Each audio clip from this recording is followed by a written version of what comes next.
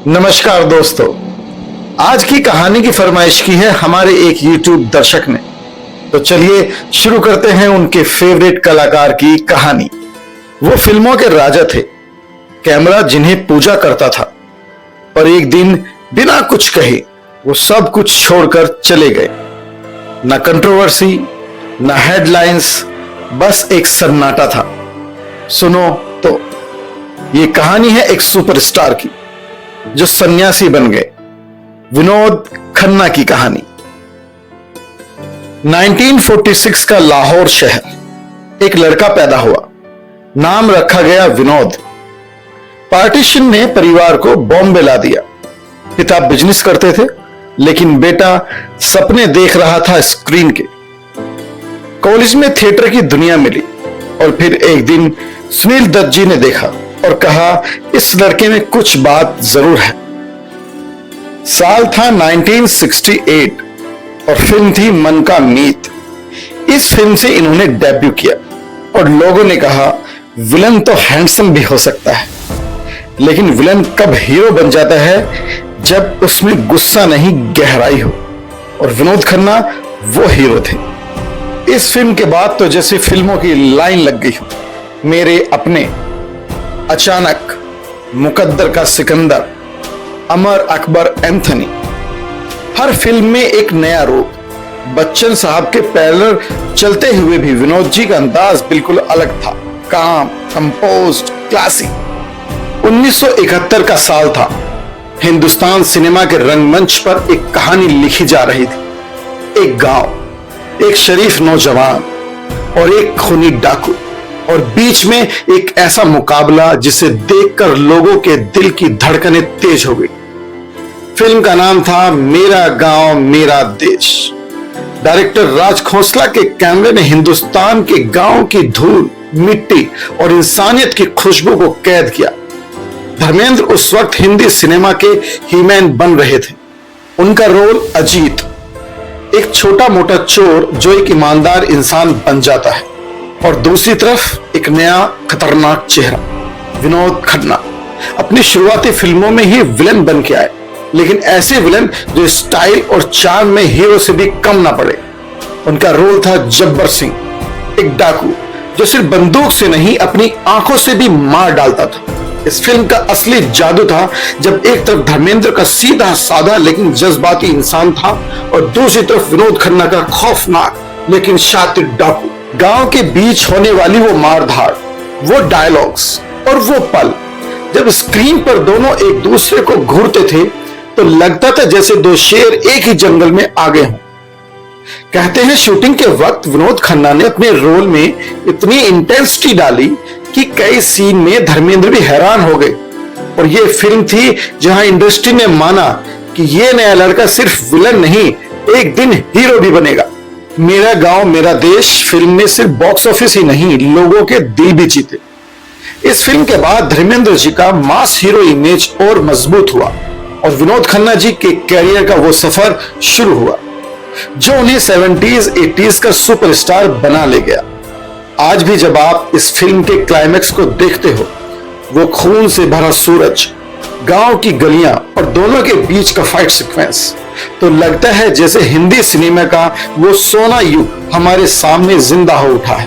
कहते हैं जब आदमी हर चीज पाले तो कुछ और छुप कर पुकारता है। विनोद खन्ना जी का चेहरा दुनिया के लिए स्माइल था, पर दिल खाली।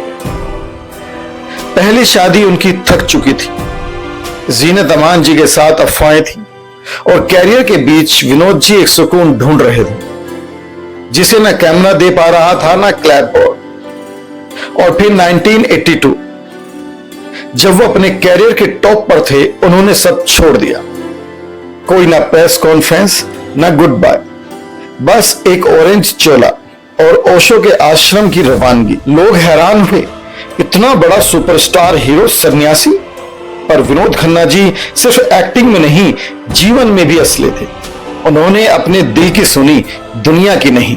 5 साल बाद जब वो वापस आए, बॉलीवुड उनका इंतजार कर रहा था और वो लाए एक नई गहराई। और फिल्म आई चांदनी, जुर्म, रखवाला, दयावान वो अब सिर्फ स्क्रीन के लिए नहीं, जिंदगी के लिए भी एक्ट कर रहे थे। 1988 का बॉम्बे शहर, यहां पैसा था, शान थी, लेकिन इंसाफ वो सिर्फ उनके पास था जो दिल से अमीर थे। और आज हम बात करेंगे एक ऐसे ही इंसान की जो कानून के कागजों में गैंगस्टर था, लेकिन आवाम के दिलों में दयावान। दयावान एक नाम जो केवल एक कहानी नहीं, एक मिसाल बन गई थी।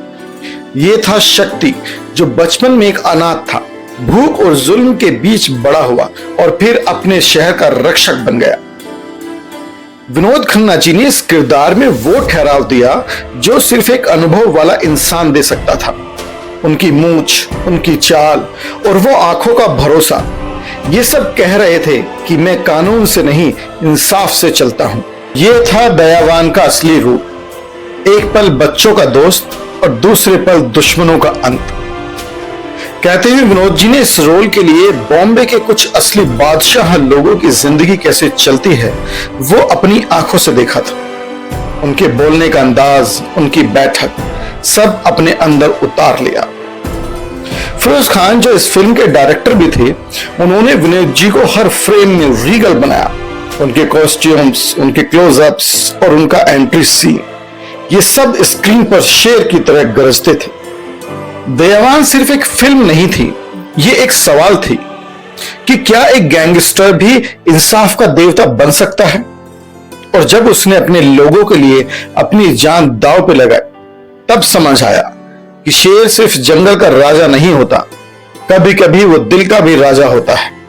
सुनो तो, दयावान सिर्फ विनोद खन्ना जी का एक रोल नहीं, वो उनका एक वादा था कि हीरो सिर्फ कपड़ों से नहीं बनता, कभी कभी वो इंसान की रूह से बनता है। और फिर आए पॉलिटिक्स के रास्ते, बीजेपी ज्वाइन की और एमपी बने, लोगों के नेता भी बन गए। पर फैमिली के साथ रिश्तों में दरार थी। अक्षय और राहुल कभी पास कभी दूर। एक सुपरस्टार, एक पिता, एक इंसान जिसके अंदर हर दिन एक नई लड़ाई चल रही थी। 2017 में कैंसर ने विनोद खन्ना जी को चुपके से अपनी गोद में सुला लिया, एक मासूम बच्चे की तरह। पर वो गए नहीं, बस खामोश हो गए। वो एक्टर थे, पर कैमरे से आगे का सच जीते थे। वो सन्यासी थे, पर दुनिया में रहकर भी अलग थे। विनोद खन्ना, एक ऐसी कहानी जिसे न इंडस्ट्री भूल पाई, ना इंसानियत। तो आपको ये कहानी कैसे लगी, कमेंट बॉक्स में जरूर बताइएगा। और हाँ, आप अपने फेवरेट कलाकार का नाम कमेंट बॉक्स में जरूर बताइए, मैं लेकर आऊंगा आपके लिए उनकी कहानी।